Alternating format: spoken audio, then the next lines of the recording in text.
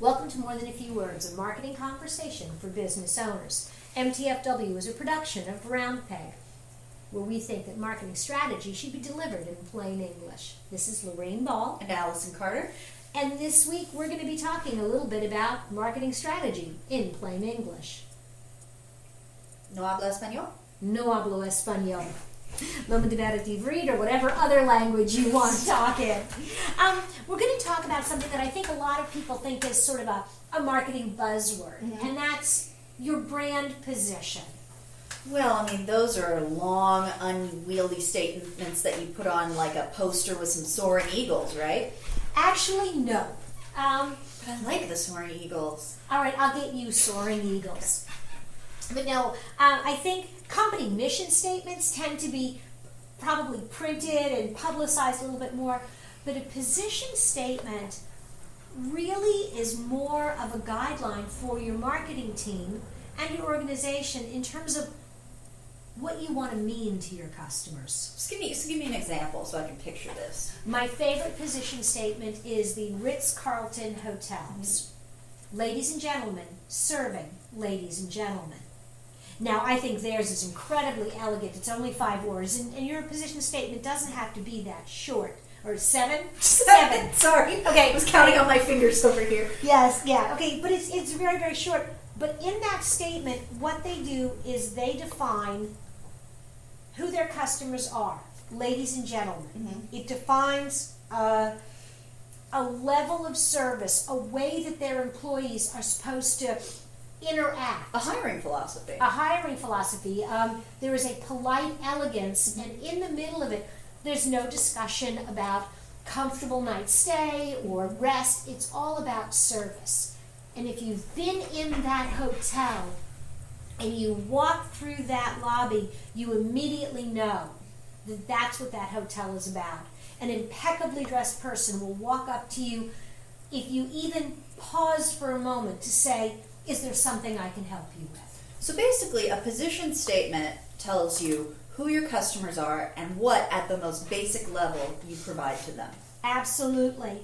And it really needs to go just a smidge further. Rees and Trout were the ones who coined this phrase, position statement, in the late 60s, early 70s. And they said that it was really a battle for your customer's mind.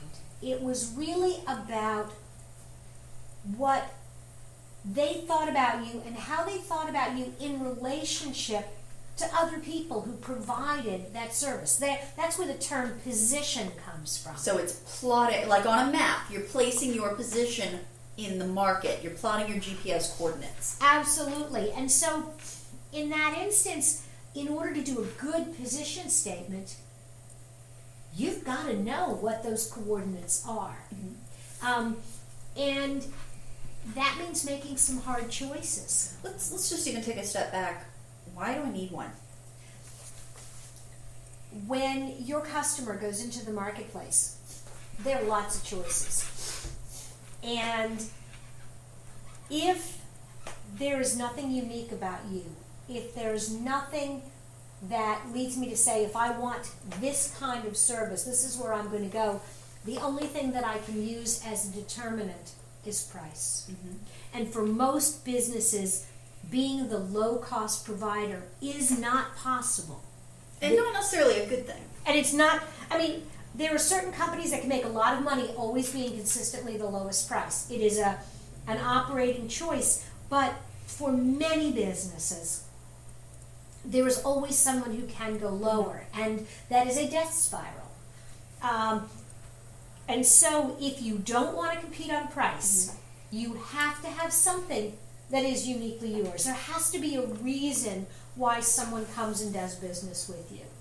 Maybe it's because you always have the latest fashions in your retail store. Maybe it's because you've got someone who's been doing this for so many years they can do it with their eyes closed. But just to be clear, this is not really a statement intended for public consumption. Absolutely not. And I'll give you my second favorite example, which I would never want the customer to share with their customers. They provide outsourced IT services to companies that are underknowledged and under-resourced. Yeah, no one likes telling their customer that they are underknowledged. But It's an internal statement, and obviously underknowledged is a very diplomatic way of putting that. You wouldn't say, for ignorant and poor companies would not be a politic way of phrasing it, and of positioning yourself in your employee's mind. But the idea is that what they're doing there is they're going to companies that maybe have one or two IT people who've got some areas where they're very specialized, but they don't have the knowledge or skills or manpower resources to do the whole gamut. And rather than hiring 10 people to cover that knowledge base, they can hire this company that can bring those people to the table. And so, when he first said that to me, I have to admit, I was appalled. But the more we talked about it, the more I realized that vision of what he brought to the table was very, very clear. Yeah. I think one of the mistakes companies make is it's what I call it's what I call the impossible position. Oh, yes. This we provide the lowest price but the highest level of service. I love that. Because you can either be, and that's it. It's highest quality, lowest price.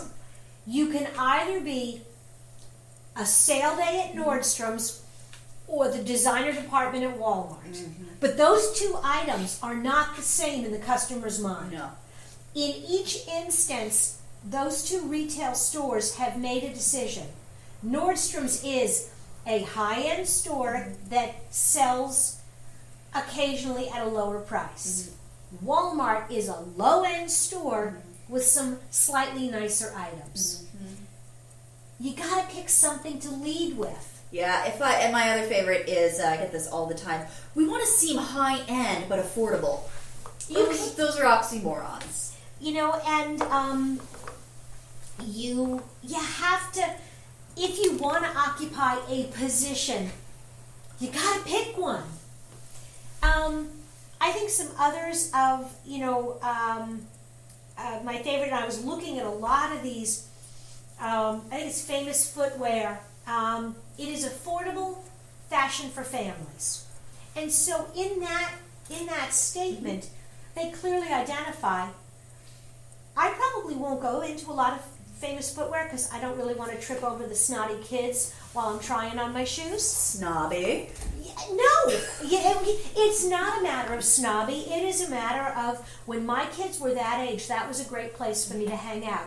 It's the same thing with restaurants. I don't go to the same kind of restaurants today that I did when my kids were little. And the restaurants that tell me this is an adult eating experience have a better shot at getting my business. But going back to Famous Footwear, they do have a great mission statement, I think, because it clearly says, what's the price point? It's affordable. But at the same time, they're fashionable. By putting those two words together, you know that essentially what you're getting is, in a nice way, designer knockoffs. You're getting stuff that emulates the runway. You know you're not going to be finding Balenciaga and, other high-end shoes. No Dolce Gabbanas. No, but you're going to find something that emulates that look, will last until the kids' feet grow again or until the style trend goes on, and really they're focused on families. This is where, the kids can get a new pair of tennis shoes and mom can get a new pair of pumps. And it is a very different, it is not, they're not trying to be an everyman store. They recognize that there are people they're not going to sell to. And that's the key, is you got to be okay with that. You've got to be okay with the fact that there's some people that are going to like me better. Other brands that you think do a good job of clearly defining who they are, whether or not you know their mission statement. I think that it really comes back to understanding that while you might target to a certain market, everyone is welcome. I think that actually Chipotle, we've talked about in the past, do an excellent job at this. Everything about their store design, the ingredients that they use, the way that they present their ingredients, it's all very millennial focused. I see a lot of, parents who are outside the millennial generation with their older kids with them. I see a lot of older people in those stores. So I think that the thing to remember is a position statement is not about excluding. It's simply about focusing. It's like I used to do an exercise. I used to teach positioning as part of my intro to marketing seminars, and I would start with 4 different bars of soap. Because let's face it, you take those wrappers off, there really ain't a lot of difference. They smell different. They smell a little different, but when you look at the products, when you look at how Lava soap is positioned, it is positioned as a guy's soap. It's the is Lava handy. still a thing? I don't even know what the hell that is. Because you're not in their demographic. I know what Axe is. Lava is the only, well, okay, let me back it up. Most people know what WD-40 is. Yeah. It is a product that guys use in garages. It makes doors not squeak. It lubricates everything. It gets on your hands and it does not come off. There is only one soap that will get WD-40 off your hands, and that's Lava. Is it actually made of lava? No, but there's a little bit of pumice in it, so yeah, maybe it is. But the really amazing thing is Lava soap is manufactured by the WD-40 company. Okay, now that's funny. It's brilliant. That's really smart. Brilliant. You create this product that is untouchable in its market.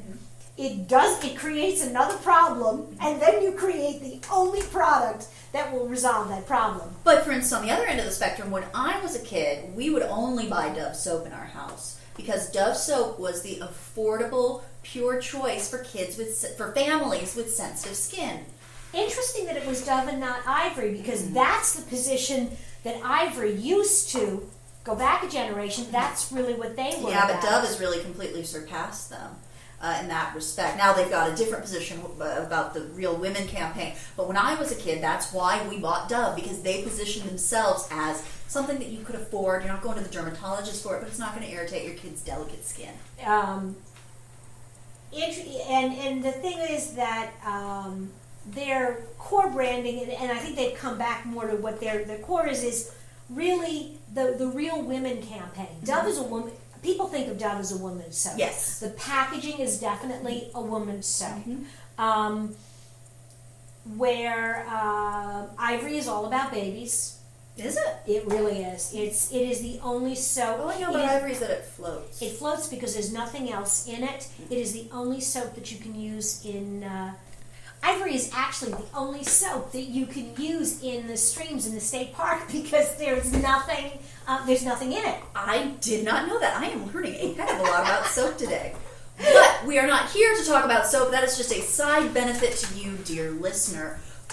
How does a company go about creating their own position statement? Well, if I was hired by a soap company, and let's stay on the soap metaphor, the first thing I would really try to figure out is who am I targeting? Ivory Soap is really targeting moms. They are targeting women 18 to 35. That's their market. That people who have young children. Dove, they've made a decision. They're going after more. The Real Women campaign is really targeted at even beyond the millennials, because it's got the moisturizer, so it's really women 35 and up. They actually do the full gamut, I think. They have a pretty broad range. If you look at their ads, they've got everyone from women who are 18 all the way up to seniors. But they're, and so then going up the scale from them, where, Dove is more they're trying to get the real women, and I'm going to talk more about personality in a minute.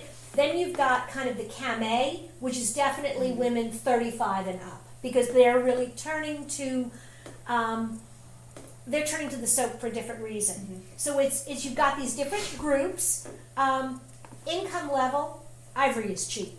Ivory is one of the least expensive. Dove's probably mid-price. Yeah. Cam-A is probably one step below the department stores. Mm-hmm. So you've got kind of an economic. You've got lifestyle issues. What do your customers do on Saturday mornings? Mm-hmm. Because now, and then ultimately, what are they really looking for? Mm-hmm. The Ivory customer, it's about purity. Mm-hmm. The Dove customer is really that natural clean. Letting your natural beauty to shine through. Yeah, and it's really this kind of natural clean feeling. And Camay is slicing 10 years off your life. Off your life? Or at least off your face. You're gonna buy murder soap. No, so once you understand, I mean, and if you want to go a little further, Axe. Or let's go Irish Spring, because that's a little bit more tolerable. Irish Spring is usually the soap that's the first soap guys bought before Axe came along, when mom stopped buying your soaps. The soap of fishermen everywhere. It's the soap of fishermen everywhere, and you hit the nail on the head. It is a deodorant soap. It is really about go out, play hard, but then use this, you won't smell and you can get the Do you girls remember nuts. that commercial? It's got like the sea captain and he's in his big woolen sweater and the ladies all like, oh, you're so manly, but you smell so good. Absolutely, and we can talk about screwing up positions and also on the soap metaphor. But so you have sort of these ranges, and you have to decide if I'm going to enter that space with a soap. I can go head to head with one of those brands, or I can look for a place, a community that is not being served. That's what Lava does. They specifically are going after the working guy, dirty hands, grease. The fact that you didn't know the product was on the market, I'm guessing you don't work on your own car. I'm offended by that, madam. Do you work on your own car? I've been considering learning. Do you even know how to change? Do you even know how to not even change the oil? Do you have a clue as to how to check the oil on your car? There's a dipstick, right? Yeah, It's somewhere in there. Yeah. But the number one mistake that a company can make is saying, well, I sell soap, so my customer is everyone because hopefully everyone uses soap, which is simply blatantly not true, and you're going to spend a lot of money for nothing. Absolutely, and each of these brands is successful because they figured out, I'm going to talk to this community. Axe does not care if I'm offended by their commercials. I'm not buying their product. I'm offended by the way they smell. Okay, but again, you're not buying their product. Brands that are well positioned are specific, yeah. I mean, but I'm going to give an example of a company that, from a positioning standpoint, I think has completely missed their mark. And they have a good product, too. And that's GoDaddy. They're changing that. They're shifting. They're doing a brand shift. I would love to see what they do, because they have said that their Super Bowl commercial, they always have a Super Bowl commercial, is going to be in a different vein this year. It is not going to have the crass and gross objectification of women. I think, the mistake that GoDaddy made was they didn't know who their customers were. Okay, but we can say that. We can say they didn't know who their customers were. We work with GoDaddy. You know their name.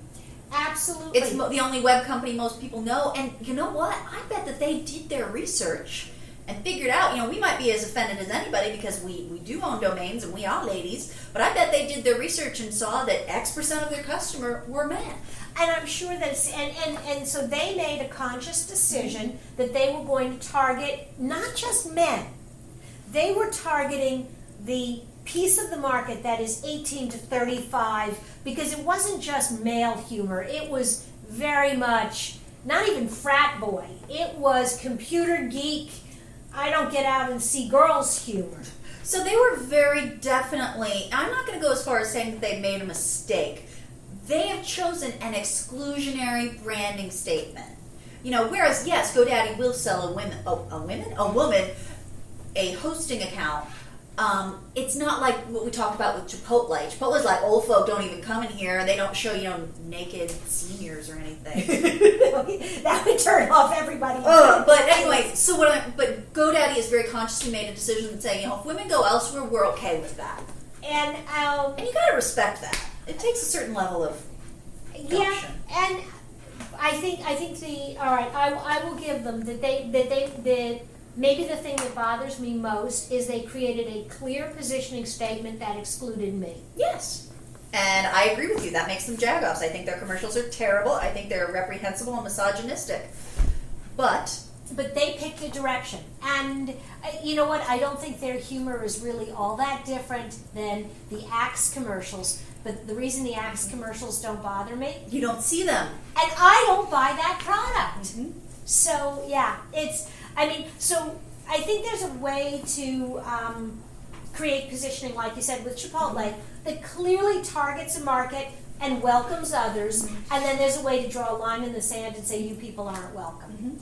And there are brands and products where the you people aren't welcome will actually score you more points with your core audience. Oh, absolutely. Well, let's look at Old Spice. You know, just to keep on the soap and smelly things tacked.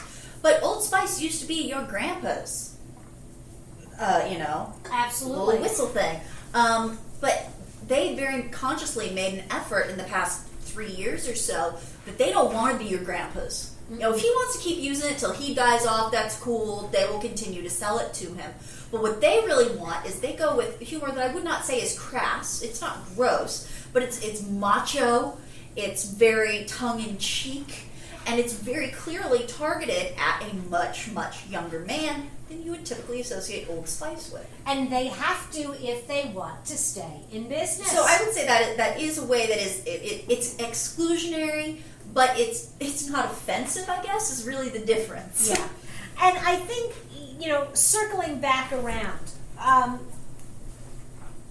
right and wrong in positioning statements has more to be about, to me, I guess, is more about what do you really want? What do you want people to feel, to think? I'm going to maybe close out with kind of the position we own in the community. People smile when they see the Round Peg logo.